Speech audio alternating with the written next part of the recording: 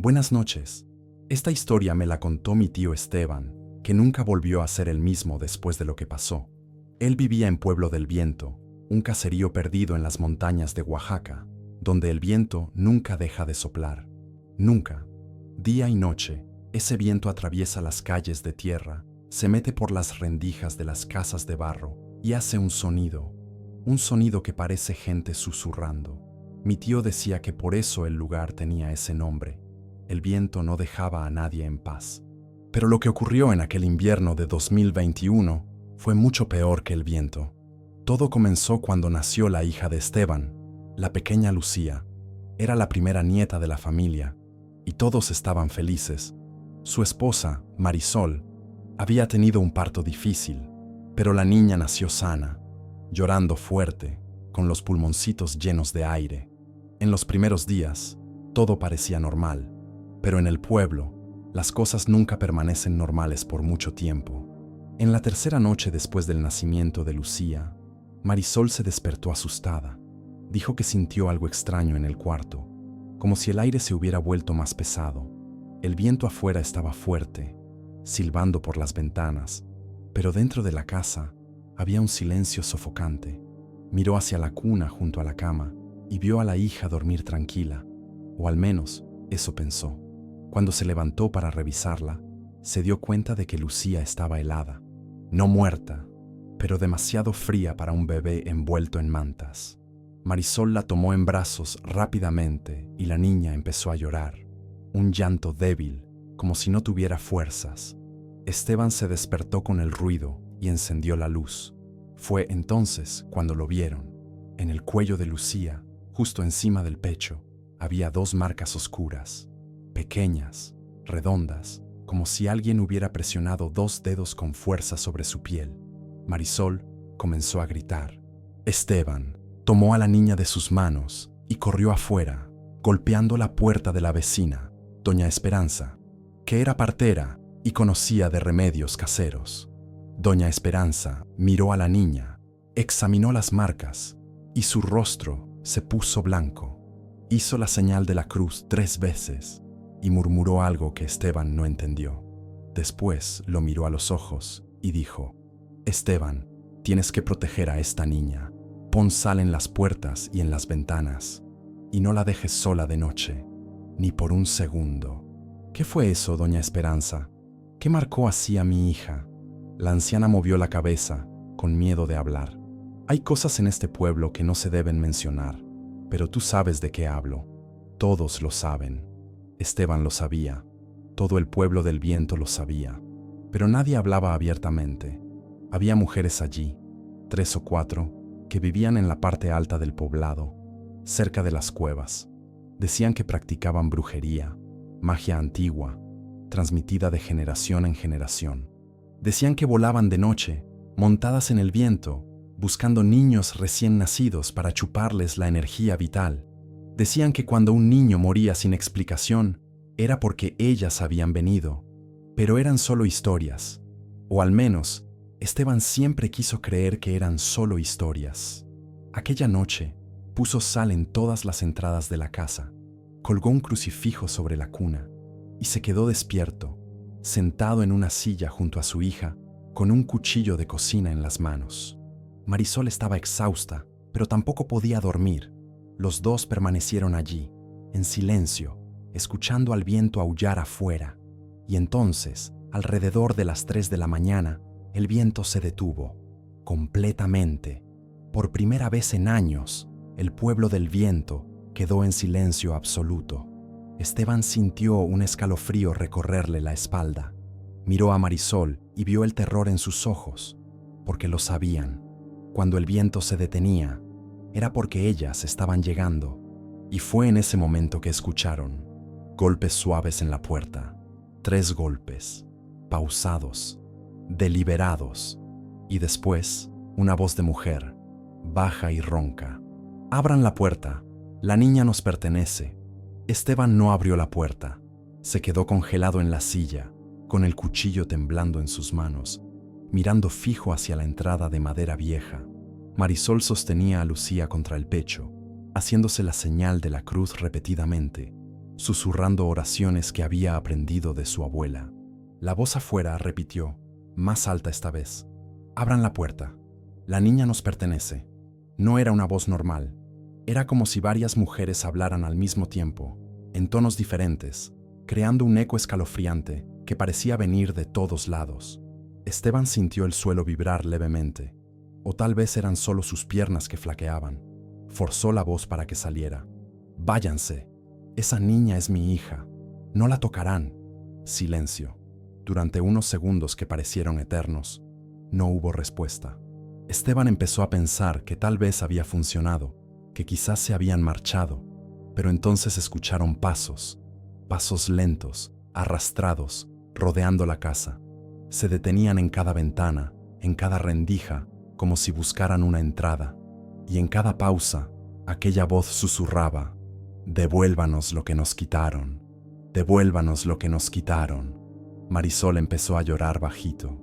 Esteban se levantó y caminó hasta ella, poniéndole la mano en el hombro, tratando de parecer fuerte, pero por dentro estaba aterrorizado. Sabía de qué hablaban. Todos en el pueblo lo sabían. 3 semanas antes del nacimiento de Lucía, Marisol había hecho algo que nadie se atrevía a hacer. Ella había denunciado a las brujas. Había ido hasta la iglesia, hablado con el padre Domingo y contado sobre las ceremonias extrañas que veía por la noche, cuando subía a la montaña a recoger leña. Había visto a las mujeres encender hogueras cerca de las cuevas, danzando en círculos, cantando en una lengua que no reconocía. Había visto huesos colgados en los árboles, muñecas de paja atadas con cabello humano. Y había visto a una de ellas, la más anciana, Doña Remedios, sosteniendo algo que parecía un bebé, o lo que quedaba de uno. Marisol no pudo quedarse callada.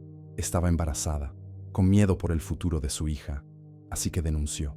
El padre Domingo se enfureció, enfrentó a las mujeres públicamente en la plaza, dijo que eran siervas del demonio, que serían expulsadas del pueblo, pero nadie las expulsó, porque todos tenían miedo y porque en el fondo todos creían que sí tenían poder, y ahora ellas estaban allí, cobrándose el precio. Los pasos se detuvieron de nuevo en la puerta. Esta vez, algo fue dejado en el suelo. Esteban oyó un golpe sordo, como si algo blando hubiera caído en la tierra. Después, silencio total. Esperó. 1 minuto, 2, 5. No había nada más. Ni un solo sonido. Ni siquiera el viento había regresado. Miró a Marisol. «Quédate aquí. No salgas de este cuarto. ¿Entendiste?» Ella asintió, abrazando a Lucía con fuerza.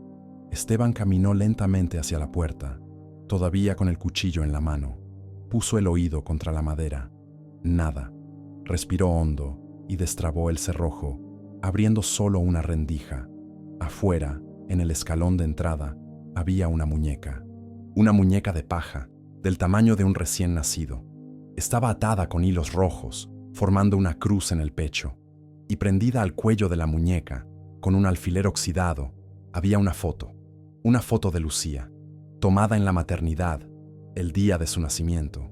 Esteban sintió que la sangre se le helaba. ¿Cómo habían conseguido esa foto? Tomó la muñeca con asco, casi arrojándola lejos, pero algo lo detuvo. No podía simplemente tirarla. Eso podría empeorar las cosas. Entró rápidamente, volvió a cerrar con llave y se la mostró a Marisol. Ella casi se desmayó. «Esteban, van a matar a nuestra hija. Van a matar a Lucía». «No, no lo harán. Mañana por la mañana recogemos nuestras cosas y nos vamos. A Oaxaca, a la ciudad, a cualquier lugar lejos de este maldito pueblo». Pero no se fueron. Porque al día siguiente, cuando salió el sol y Esteban abrió la puerta para ver si era seguro, lo vio. En cada casa del pueblo, colgadas en las puertas, en las ventanas, en los árboles alrededor, había muñecas de paja, decenas de ellas. Algunas tenían fotos, otras tenían nombres escritos con tinta roja. El mensaje era claro: nadie estaba a salvo, y si alguien intentaba irse, sería marcado. El pueblo entero estaba en silencio. La gente miraba desde las ventanas, pero nadie salía, nadie hablaba. El miedo se había apoderado de todos. Esteban caminó hasta la casa de Doña Esperanza, golpeando fuerte en la puerta. «Doña Esperanza, abra, necesito ayuda». La anciana abrió, lo jaló hacia adentro rápidamente, mirando alrededor antes de cerrar la puerta. «¿Estás loco, muchacho? No puedes andar por ahí ahora. Ellas están observando». «¿Observando? ¿Desde dónde? ¿Quiénes son ellas?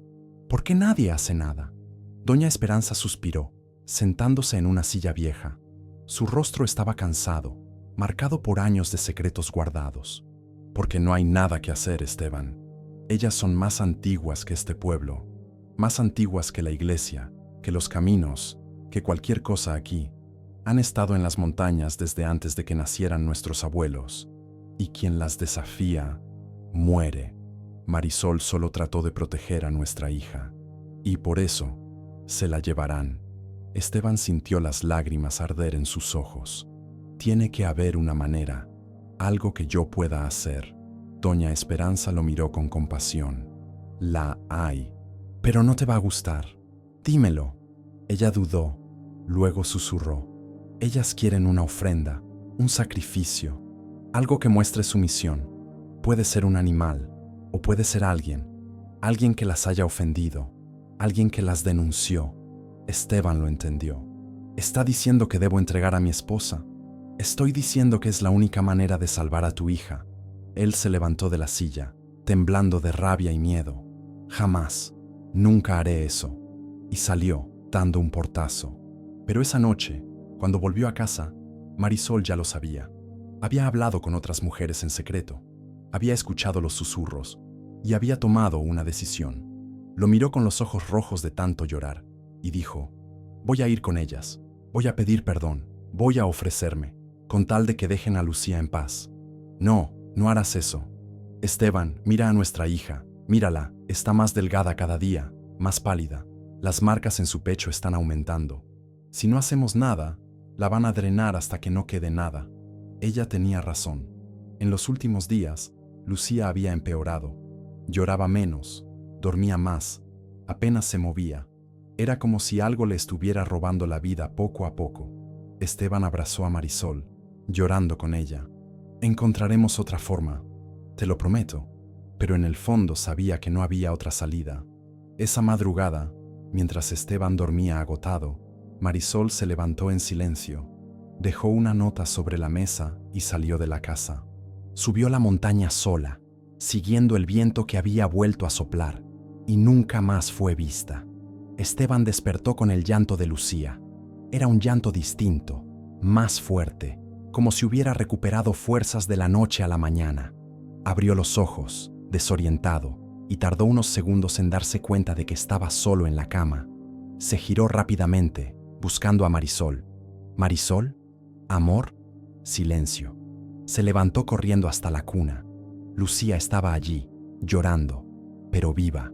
Las marcas en su pecho habían desaparecido completamente. La piel estaba limpia, rosada, sana, como si nada hubiera pasado. Esteban tomó a la niña en brazos, confundido, aliviado, pero con un mal presentimiento creciendo en el pecho. «Marisol, ¿dónde estás?». Fue entonces cuando vio la nota en la mesa. La tomó con la mano temblorosa y leyó: «Esteban, perdona lo que voy a hacer, pero es la única forma de salvar a nuestra hija. Voy a ir con ellas. Voy a entregarme.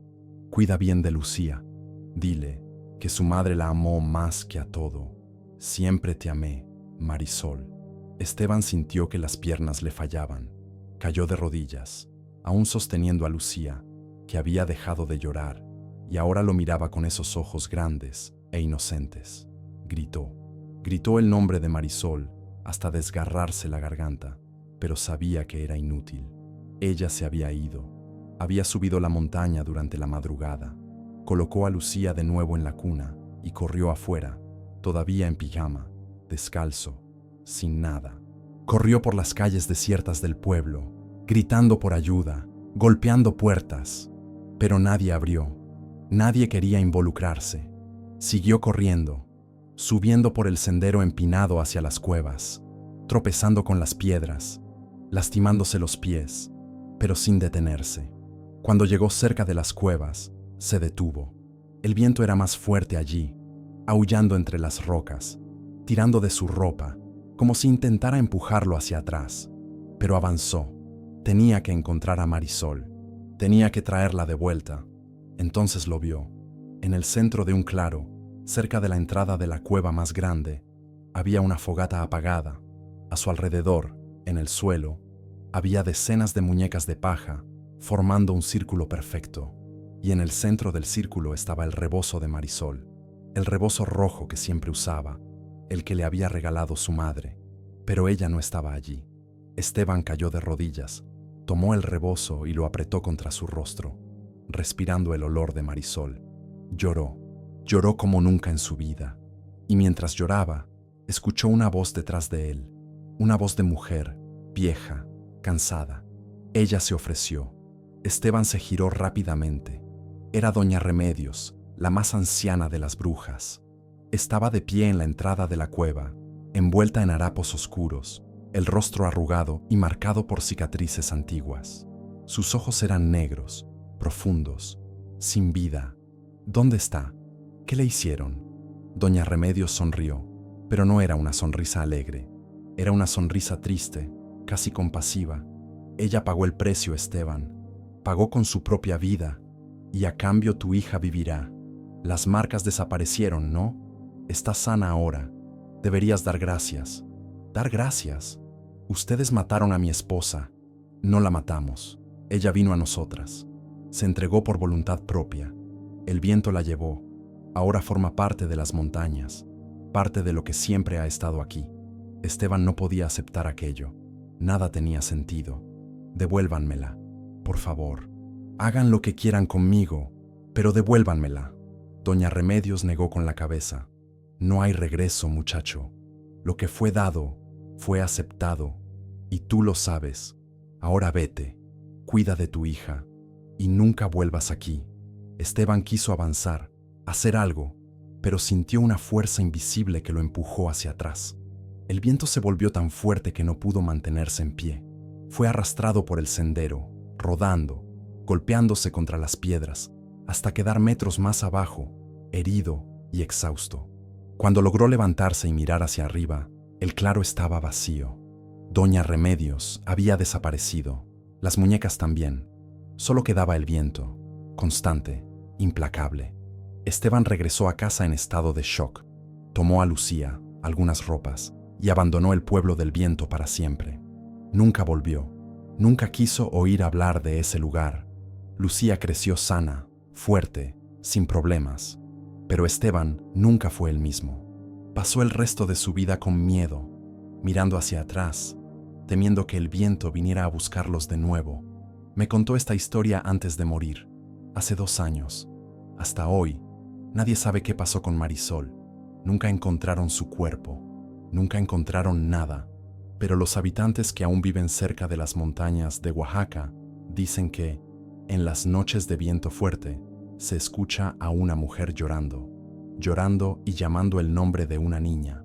Y dicen que quien escucha ese llanto y sigue la voz, nunca regresa, porque las brujas del pueblo del viento no descansan, vuelan con el viento y siguen buscando, siempre buscando. Quien duerme sin protección, quien desafía las viejas leyes, quien olvida que hay cosas en este mundo que no deben provocarse, puede ser el próximo. Y cuando el viento se detenga, es porque ellas están llegando.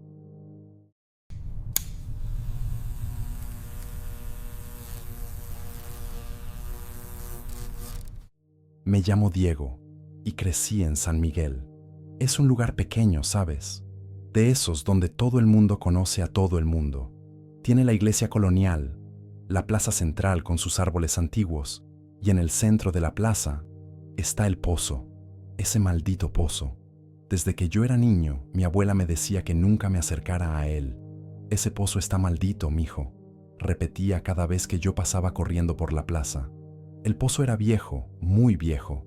Las piedras alrededor eran de una época que nadie conseguía fechar con certeza. Siempre tenía unas cadenas gruesas cerrando la tapa de madera podrida, con 3 candados oxidados, de los que nadie sabía quién tenía las llaves. Pero lo peor no eran las cadenas. Lo peor era el ruido. De vez en cuando, sobre todo de madrugada, se oía un arañazo, como si alguien o algo estuviera intentando salir de allí dentro, uñas contra piedra, lento, constante, desesperado. La gente del pueblo aprendió a ignorarlo. Es el viento, decían. Son las ratas. Pero yo veía sus caras cuando decían eso. Nadie creía sus propias mentiras. Todo empeoró en el verano de 2022. Empezaron las desapariciones. Primero fue Lupita, una niña de 11 años que jugaba en la plaza después de la misa del domingo. Su madre entró a la panadería de don Ramón por 5 minutos. 5 minutos. Cuando volvió, la niña había desaparecido. Su sandalia estaba tirada junto al pozo. Después fue Javier, un muchacho de 20 y tantos que trabajaba en la fábrica de ladrillos. Solía cruzar la plaza de madrugada al volver del turno de noche. Encontraron su mochila tirada cerca del pozo. La correa estaba rota, como si alguien la hubiera jalado con fuerza. En 2 meses, 5 personas desaparecieron, todas cerca del pozo. Todas dejaron algo atrás. La policía de Guanajuato vino, hizo sus preguntas, buscó por los alrededores. Nada, ni cuerpo, ni rastro, ni sangre, solo el silencio. Y ese arañazo constante que venía del fondo del pozo, que ahora parecía más alto, más insistente. Fue cuando Mateo decidió investigar por su cuenta. Mateo era mi primo, 17 años, cabeza caliente, siempre queriendo probar que era valiente. Decía que iba a descubrir lo que estaba pasando, que iba a abrir ese pozo y acabar con el misterio de una vez. Yo intenté impedirlo, juro que lo intenté. Mateo, no hagas esa locura. Deja eso en paz, le supliqué la noche del sábado, cuando me contó el plan. Él solo se rió. Ay, primo, te volviste viejo igual que la abuela. Son solo supersticiones. Alguien está usando ese pozo para esconder cuerpos, eso sí. Probablemente tiene que ver con el cartel, pero lo voy a descubrir. Esa madrugada fue a la plaza. Llevó una linterna, una pata de cabra y valor de sobra. Yo no fui con él. Lo juro por Dios, quise ir, pero había algo en el aire esa noche. Un peso, un silencio que dolía en los oídos. Me quedé en casa, mirando por la ventana, rezando para que volviera pronto. Cuando salió el sol, corrí hasta la plaza. Las cadenas estaban en el suelo, los candados rotos, la tapa del pozo estaba entreabierta y la sandalia de Mateo estaba tirada al lado. Él había desaparecido. Grité tanto que desperté a medio pueblo. La gente comenzó a salir de sus casas, todavía en pijama, con esa mirada de quien ya sabía lo que había pasado. Mi tía, madre de Mateo, cayó de rodillas en la plaza y empezó a llorar. El padre vino corriendo desde la iglesia, haciéndose la señal de la cruz una y otra vez. «No se acerquen al pozo», gritó. «Por el amor de Dios, no se acerquen». Pero yo ya estaba allí, de rodillas, mirando dentro de esa oscuridad. El olor que subía de allí, Jesucristo, era putrefacto, como carne podrida mezclada con tierra mojada y algo más, algo químico, quemado. Se me revolvió el estómago. Tomé la linterna que Mateo había dejado tirada y la apunté hacia adentro. La luz no llegaba al fondo. El pozo era demasiado profundo para un pozo normal. Y las paredes, caray, las paredes estaban cubiertas de marcas, símbolos, grabados en la piedra, círculos, triángulos, letras que no reconocía. Parecían brillar levemente, como si tuvieran luz propia.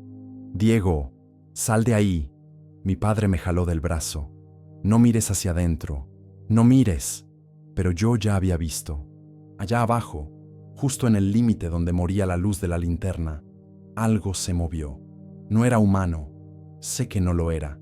Era demasiado grande. Y se movía de una forma equivocada, como si tuviera demasiadas articulaciones, o articulaciones en los lugares equivocados. Solté la linterna. Cayó al pozo y por un segundo, durante la caída, la luz iluminó una mano, negra, enorme, con dedos demasiado largos y uñas que arañaban la pared. La linterna golpeó el fondo y se apagó. Del pozo vino un sonido, un gemido grave, profundo, que hizo temblar las piedras de la plaza. Todos corrieron. Yo también corrí. Fue entonces cuando habló don Tobías. Tobías era el borracho del pueblo, o sea, el borracho oficial. Vivía en la plaza, dormía en las bancas, olía a pulque y miseria. Nadie lo tomaba en serio, pero esa tarde se acercó a mi tía, se quitó el sombrero sucio de la cabeza y dijo: «Yo vi, doña Esperanza, vi lo que le pasó a su hijo». Todos se quedaron en silencio. Mi tía le agarró el brazo. «¿Qué vio, Tobías? Diga, ¿qué vio?». Él temblaba. Sus ojos, normalmente rojos y vidriosos, estaban abiertos de par en par con terror puro. Yo estaba durmiendo ahí, detrás de la iglesia. Escuché el ruido de las cadenas rompiéndose. Pensé que eran ladrones. Fui a ver, y vi al muchacho, a Mateo. Estaba arrodillado al borde del pozo, mirando hacia adentro, como si estuviera hipnotizado, ¿sabe? ¿Y luego?, pregunté yo, desesperado. ¿Qué pasó? Tobías tragó en seco. Su voz salió en un susurro. Una mano salió de dentro del pozo, una mano negra, grande, con uñas largas, le agarró el tobillo. Mateo ni gritó, solo me miró, con esos ojos, y fue jalado hacia adentro, rápido, como si no pesara nada. El silencio que cayó sobre la plaza fue pesado. Nadie dudó de Tobías.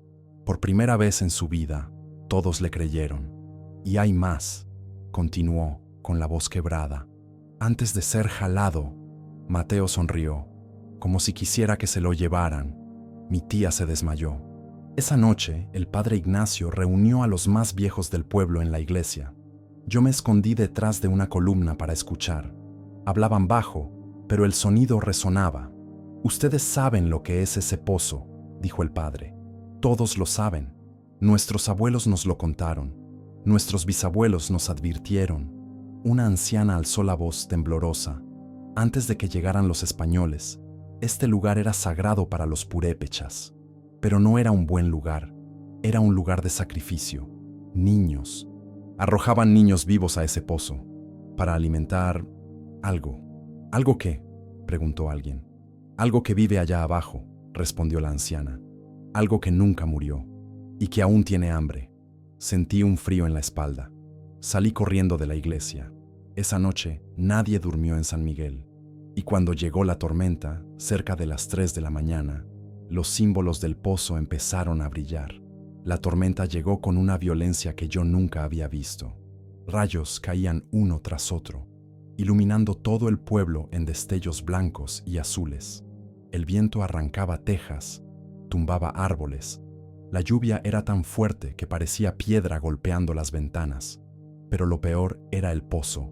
Desde mi ventana podía ver la plaza, y los símbolos en las paredes del pozo brillaban. No era reflejo de los rayos, era una luz propia, verde, palpitante, como si estuviera viva. Y entonces empezaron los gritos. No eran gritos humanos. Eran demasiado agudos, distorsionados, como si muchas voces gritaran al mismo tiempo. Venían de dentro del pozo, resonaban por toda la plaza, atravesaban las paredes, entraban en las casas. Mi madre comenzó a rezar en voz alta. Mi padre trancó todas las puertas y ventanas. Yo me quedé paralizado, mirando la plaza, y fue cuando vi a la gente. Una por una, empezaron a salir de sus casas, caminando lentamente, hacia el pozo. Hombres, mujeres, niños, todos con los ojos abiertos, pero vacíos, como sonámbulos, como zombis.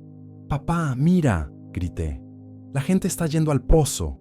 Mi padre miró por la ventana y se puso pálido. «Quédate aquí, no salgas de esta casa por nada del mundo», ordenó, y salió corriendo. No fue el único. Varios hombres salieron a intentar detenerlos. El padre estaba en la plaza, sosteniendo un crucifijo, gritando oraciones en latín. Pero la gente no se detenía. Empujaban a quien intentaba sujetarlos, con fuerza sobrehumana.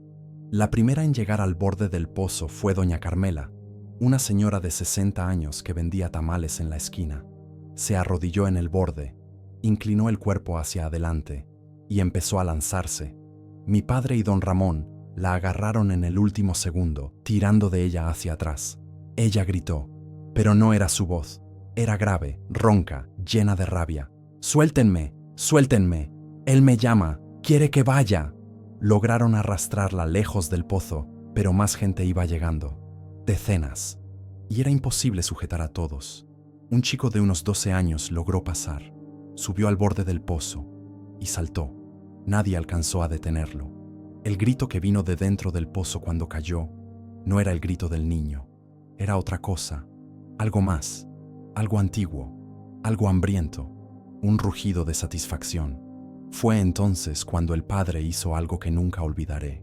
Subió al borde del pozo, alzó el crucifijo sobre su cabeza y comenzó a gritar: «En nombre de Jesucristo te lo ordeno, vuelve al infierno de donde viniste. No tienes poder aquí». La luz verde latió con más fuerza. Los símbolos brillaron tanto que se les veían como venas, como si fueran circuitos vivos. Y del fondo del pozo subió una mano. Esa mano, negra como la brea, enorme, con dedos que parecían ramas secas, pero vivas. Las uñas medían por lo menos 20 centímetros, amarillentas, quebradizas. Salió despacio, agarró el borde del pozo y empezó a tirar. Algo estaba subiendo. El padre siguió gritando sus oraciones, pero la voz le temblaba. La mano avanzó más, luego otra mano, y entonces empezó a aparecer un brazo, demasiado delgado, demasiado largo, la piel estirada sobre huesos imposibles. Todos en la plaza se detuvieron, hasta las personas hipnotizadas se quedaron inmóviles, y en ese momento la tormenta se detuvo, de repente, como si alguien hubiera apagado un interruptor. Sin lluvia, sin viento, sin rayos, solo silencio. La mano dejó de subir, se quedó allí, colgada del borde del pozo, con los dedos contrayéndose lentamente, como probando el aire. Del fondo vino un sonido, una respiración, pesada, húmeda, y entonces la mano retrocedió. Despacio, se deslizó de vuelta al interior del pozo.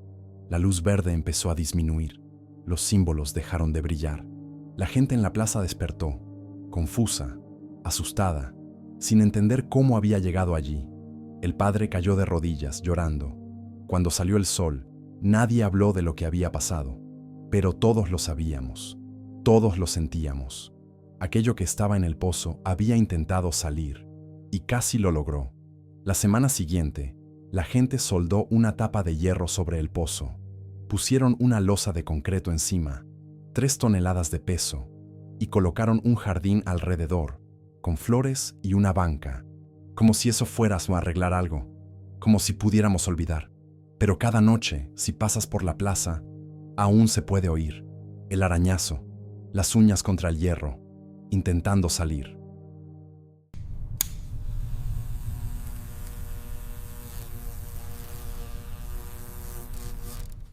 Buenas noches.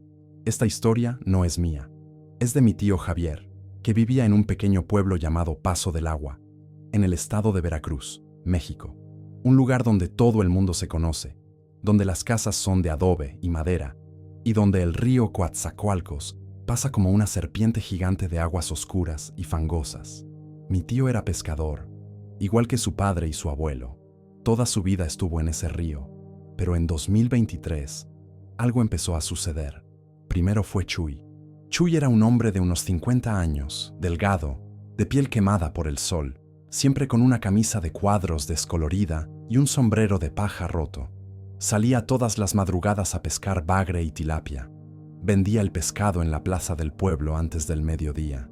Pero un jueves, Chuy no regresó. Su esposa, doña Lupita, esperó hasta el anochecer. Cuando no apareció, fue a casa de mi tío. Javier, Chuy no volvió del río, dijo. Él nunca tarda tanto. Mi tío tomó una linterna y llamó a otros 3 hombres. Toño, Beto y Memo. Fueron hasta la orilla donde Chuy siempre dejaba su canoa amarrada. La canoa estaba allí, vacía, los remos adentro, la red de pesca mojada, pero sin pescado. Y en el banco de madera de la canoa había manchas oscuras.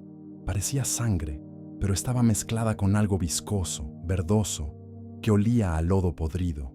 Debió caerse al agua, dijo Toño. Pero Chuy nada desde niño, respondió mi tío. Buscaron por las orillas con linternas. Gritaron su nombre. Nada. Solo el sonido del agua corriendo y los grillos cantando en la oscuridad. Al día siguiente, encontraron el cuerpo de Chuy, o lo que quedaba de él. Estaba atrapado entre unas piedras, a unos 2 kilómetros río abajo. Pero cuando sacaron el cuerpo, todos quedaron mudos. No tenía carne. Los huesos estaban limpios, blancos, como si los hubieran hervido, pero la ropa seguía en el cuerpo. La camisa de cuadros, el pantalón vaquero, todo rasgado, cubierto de lodo, y tenía un olor horrible.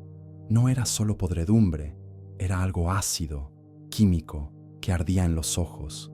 La policía de Coatzacoalcos vino a investigar.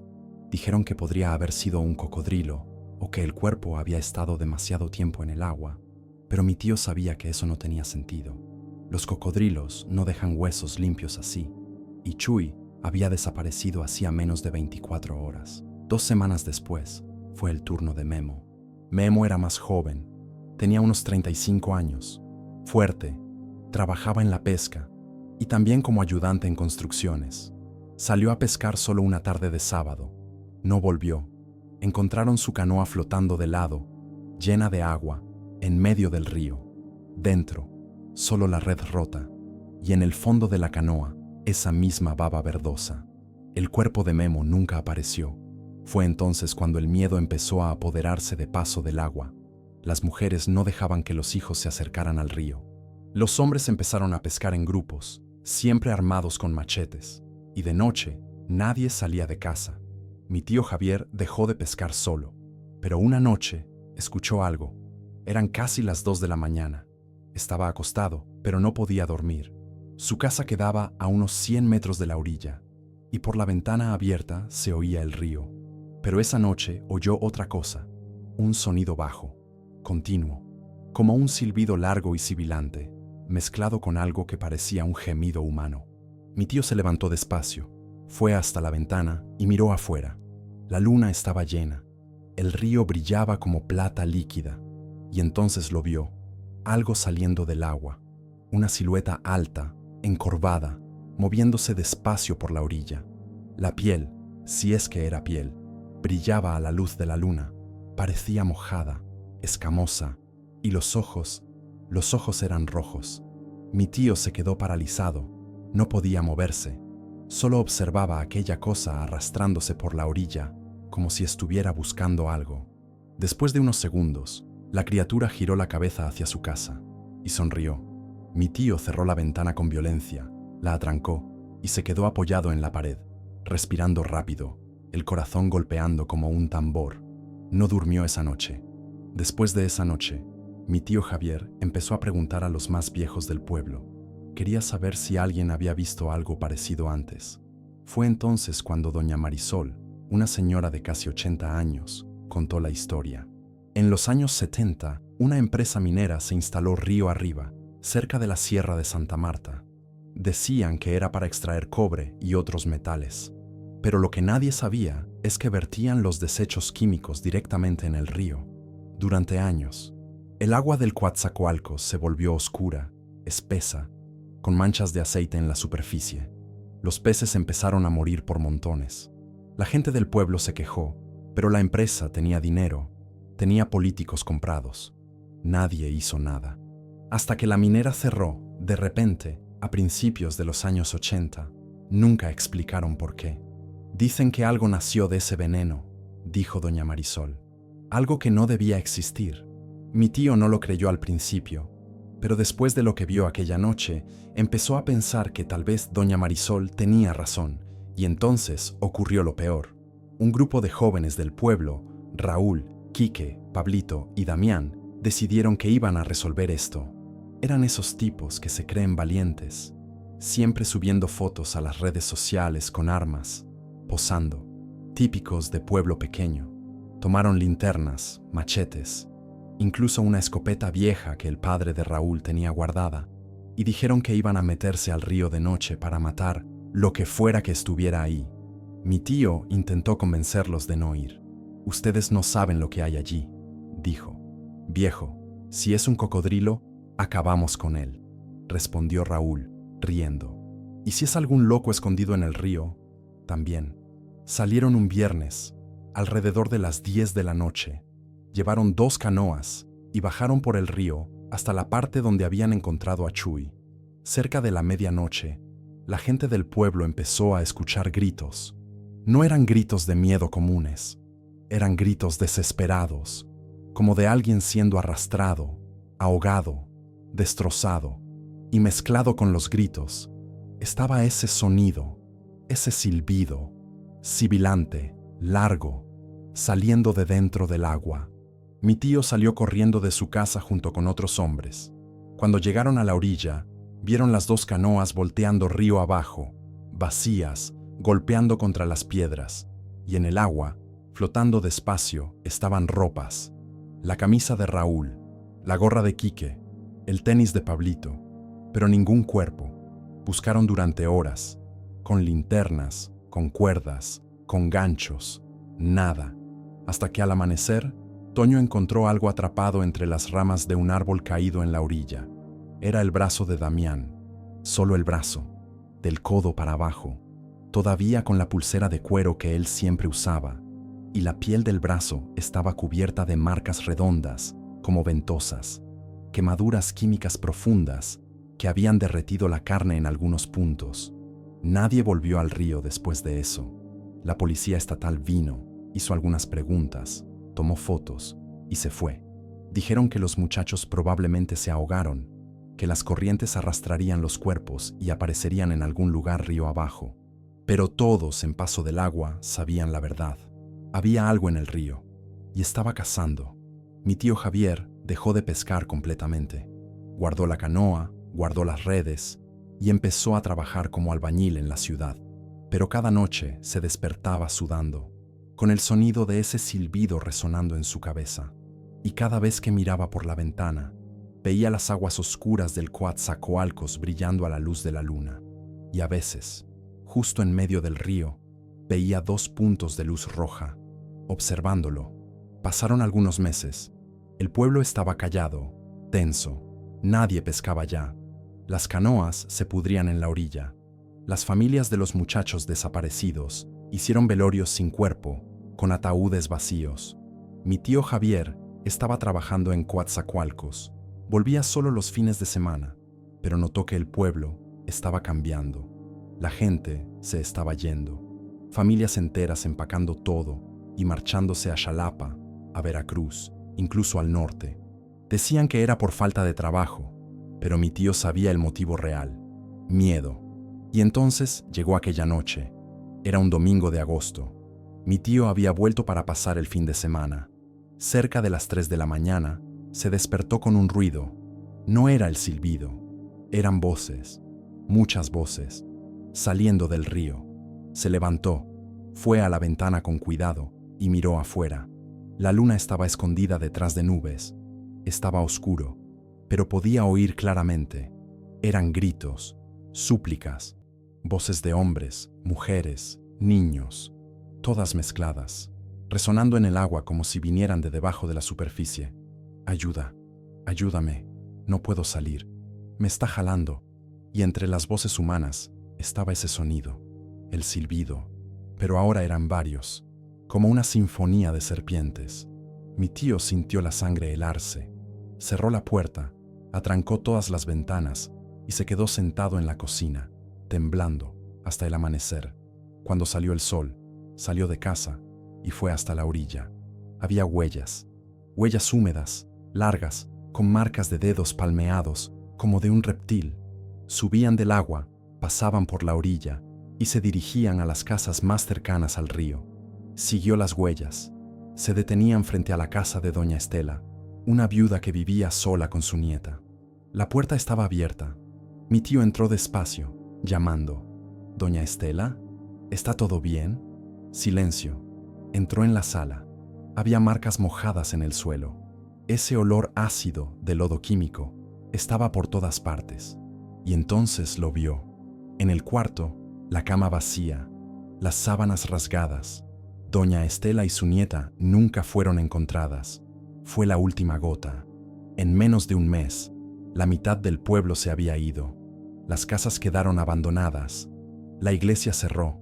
La escuela también. Mi tío Javier fue uno de los últimos en irse. Tomó lo que pudo cargar, cerró la casa y juró no volver nunca más. Hoy, Paso del Agua es un pueblo fantasma. Algunas casas aún están en pie, pero nadie vive allí. El camino que lleva al pueblo está cubierto de maleza y el río Coatzacoalcos sigue corriendo, oscuro, fangoso, silencioso. Pero a veces, pescadores que pasan en barco por allí dicen que oyen voces saliendo del agua. Y de noche, cuando la luna está llena, es posible ver luces rojas brillando en la superficie. Ojos que observan, esperando. Mi tío Javier murió el año pasado, de cáncer de pulmón, pero antes de morir, me hizo prometer una cosa. «Nunca vuelvas a Paso del Agua», dijo, apretando mi mano con fuerza.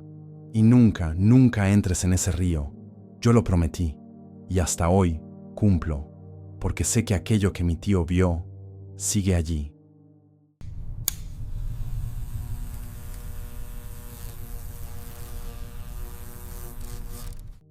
¿Alguna vez despertaste en medio de la noche con el sonido de algo arrastrándose afuera de tu casa? Ese ruido pesado, metálico, que no puedes identificar.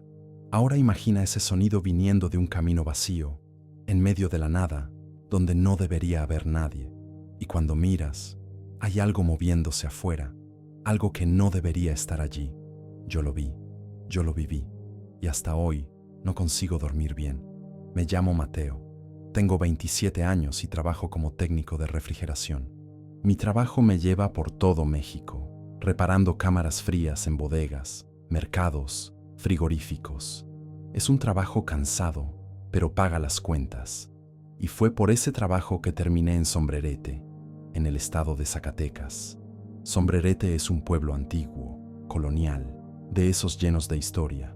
Está a unos 70 kilómetros de la capital, Zacatecas, rodeado de campos secos, minas abandonadas y caminos de tierra que parecen no tener fin. El lugar tiene unos 20,000 habitantes, pero de noche parece un pueblo fantasma.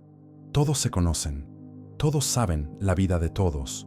Llegué un jueves de octubre, al final de la tarde. Tenía un servicio en una bodega del centro del pueblo.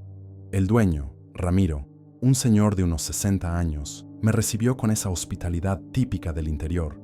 Me ofreció café, pan dulce. Me preguntó de dónde era. «De la Ciudad de México», respondí. Él asintió despacio, con ese aire desconfiado que tiene la gente del interior con los de la ciudad grande. El trabajo era sencillo. La cámara fría de la bodega había dejado de funcionar. Me tomó unas 3 horas repararla. Cuando terminé, eran casi las 8 de la noche. Ramiro insistió en que me quedara a cenar. Acepté. No tenía mucho a dónde ir. Mi plan era dormir en la camioneta y seguir viaje al día siguiente. Fue durante la cena cuando lo escuché por primera vez. La esposa de Ramiro, Carmela, una señora bajita de cabellos grises, estaba sirviendo sopa cuando dijo: «Anoche lo escuché otra vez». Ramiro levantó la vista, serio. «Carmela, no, no, Ramiro. Él necesita saberlo. Si va a quedarse aquí, tiene que saberlo». Yo dejé de comer. ¿Saber qué? Doña Carmela se sentó a mi lado, con las manos temblorosas sujetando la taza de café. «La carreta, el carretero, ha vuelto». Me reí sin querer. «Perdón, ¿carreta? ¿De bueyes?» Ella no se rió. Sus ojos estaban serios, asustados incluso.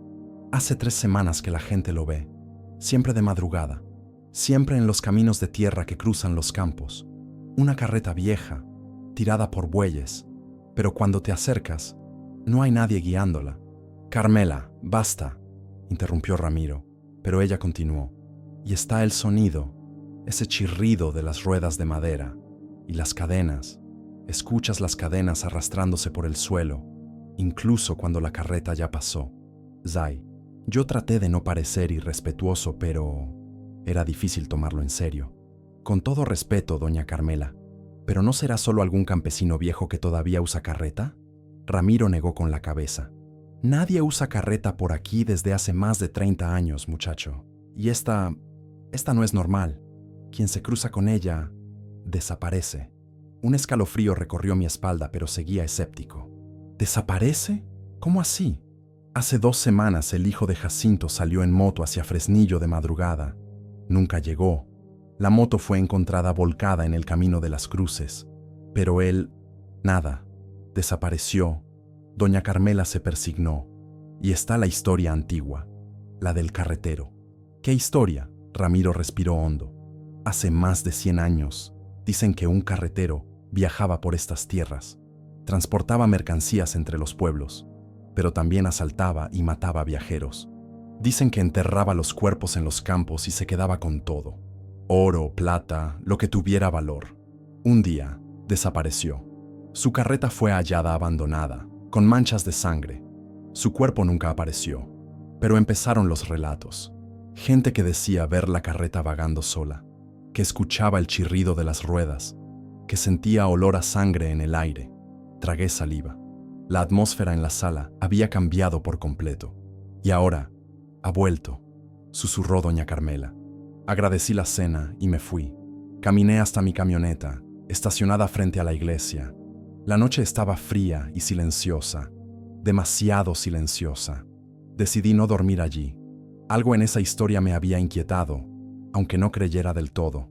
Tomé mis cosas y decidí irme esa misma noche. Encendí la camioneta. El motor rugió.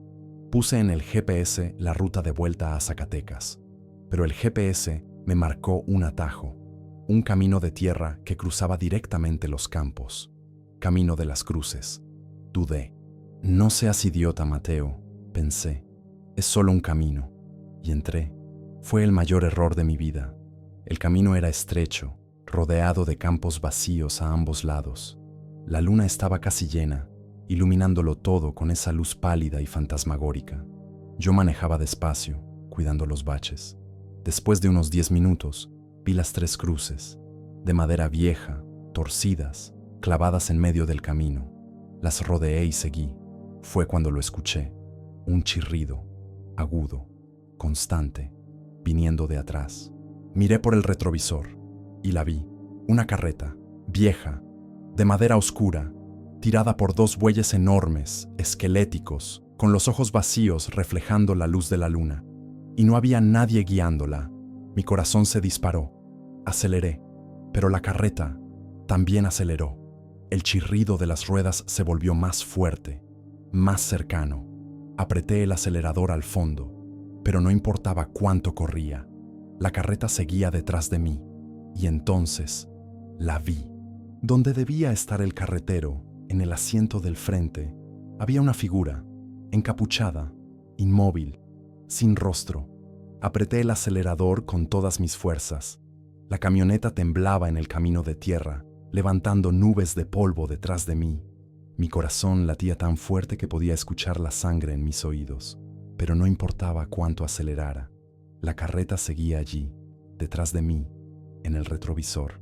El chirrido de las ruedas de madera era ensordecedor ahora, mezclado con un sonido metálico. Cadenas, cadenas arrastrándose por el suelo. Y por debajo de todo eso, un sonido más profundo, más grave, la respiración pesada de los bueyes.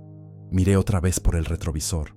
La figura encapuchada en el asiento de la carreta seguía inmóvil, pero ahora estaba mirando hacia adelante, directamente hacia mí, aunque no tuviera rostro. Lo sentí. No, no, no. Respiraba rápido, en pánico. Mis manos temblaban en el volante. El camino parecía interminable. Solo tierra roja, campos vacíos y esa luna llena iluminando todo con una luz muerta. Intenté usar el celular. Sin señal. Claro, pensé en detenerme, en salir de la camioneta y correr por los campos. Pero algo dentro de mí sabía que no serviría de nada, que esa cosa me alcanzaría de cualquier manera. Entonces hice lo único que se me ocurrió. Apagué las luces delanteras. Oscuridad total. Conduje en la oscuridad, guiado apenas por la luz de la luna, rezando para no chocar contra nada. Miré por el retrovisor. La carreta había desaparecido.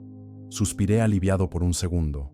Solo un segundo, porque cuando volví a mirar el camino, allí estaba, frente a mí, detenida, en medio del camino.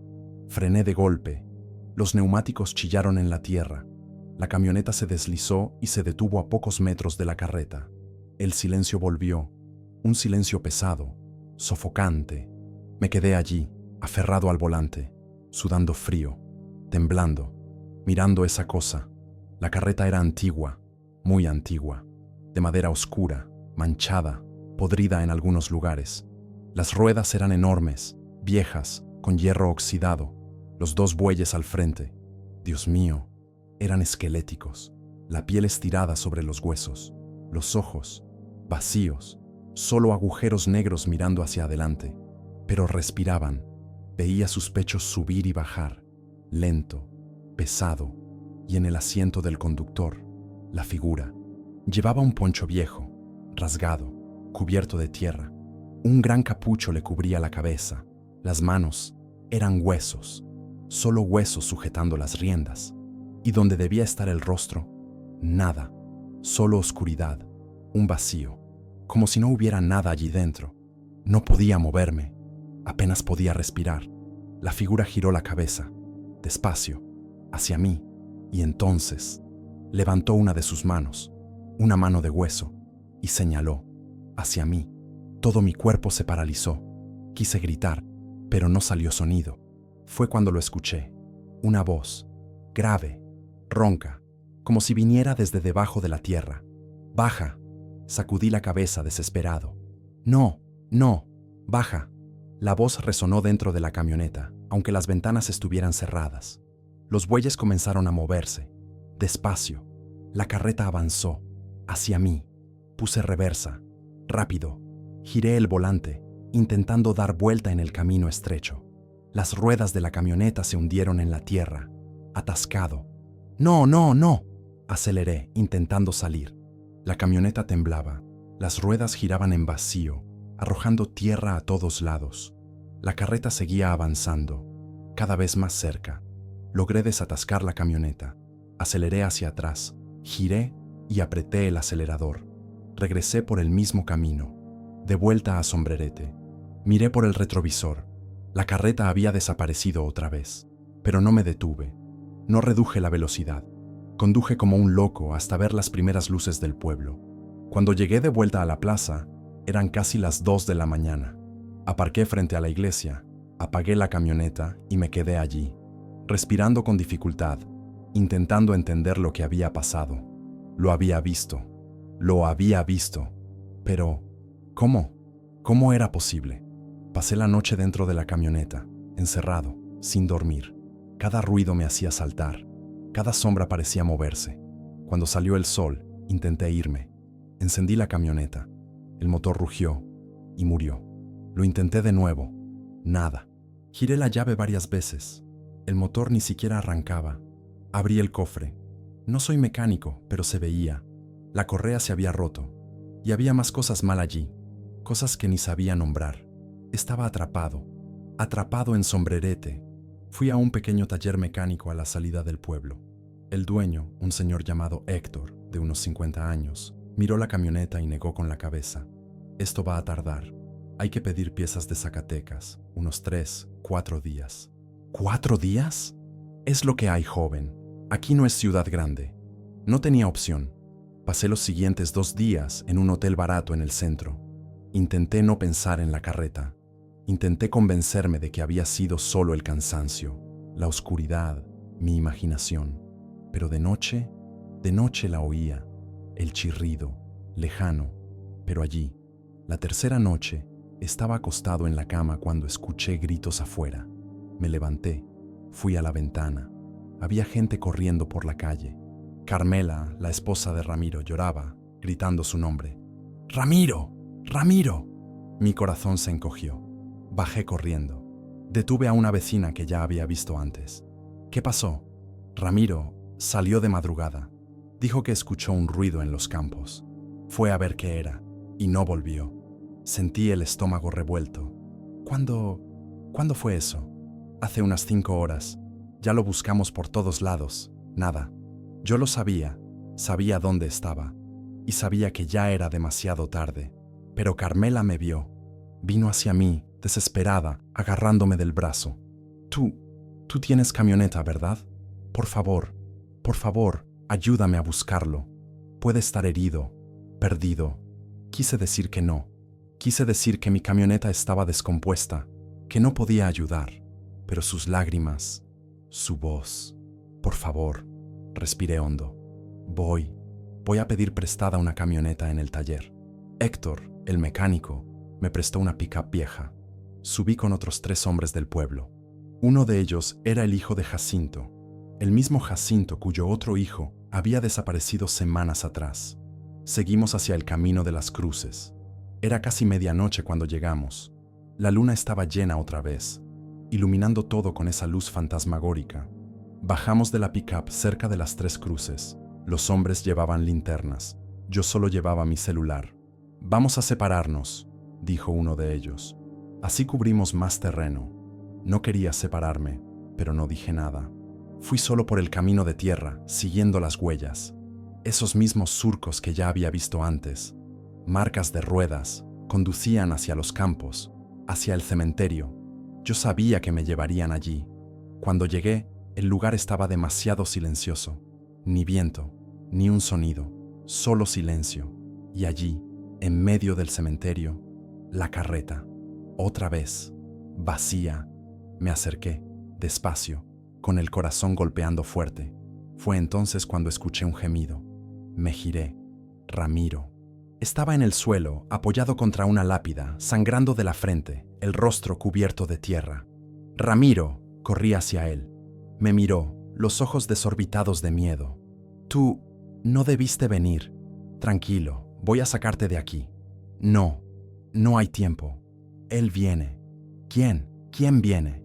Ramiro señaló, hacia el otro lado del cementerio, y allí estaba, la figura, el esqueleto, caminando hacia nosotros, despacio, inexorable. «Corre», gritó Ramiro. Lo levanté, lo ayudé a ponerse de pie, corrimos. Detrás de nosotros empezó el chirrido, la carreta, los bueyes, todo. Corrimos por los campos, tropezando, cayendo, levantándonos. Yo sostenía a Ramiro, que apenas podía andar. El chirrido se hacía cada vez más alto, más cercano. Miré atrás. La carreta estaba allí, a pocos metros. Los bueyes esqueléticos galopando, la figura sujetando las riendas, y levantó una mano. Señaló, hacia nosotros. Allí, lo vi, la carretera, el asfalto. Arrastré a Ramiro con todas mis fuerzas. Corrimos hasta allí. Cruzamos el asfalto, y cuando miramos atrás, la carreta se había detenido, en el borde del camino de tierra, como si hubiera una pared invisible. La figura nos miró durante un largo momento, y luego, lentamente, giró la carreta y desapareció de nuevo entre los campos. Ramiro fue llevado al hospital, sobrevivió, pero nunca volvió a ser el mismo. Cerró la bodega 2 semanas después. Se mudó con Carmela a Guadalajara. Nunca regresó. Yo también me fui en cuanto mi camioneta estuvo lista. Conduje sin parar hasta llegar a la Ciudad de México. Pero hasta hoy, cuando conduzco de noche por caminos vacíos, lo escucho, ese chirrido, lejano, pero allí, y sé que aún está ahí, buscando, esperando, a alguien que se cruce en su camino, a alguien que lo vea, porque si lo ves, nunca te dejará ir. Y así terminamos este recorrido por lo inexplicable. ¿Y ustedes?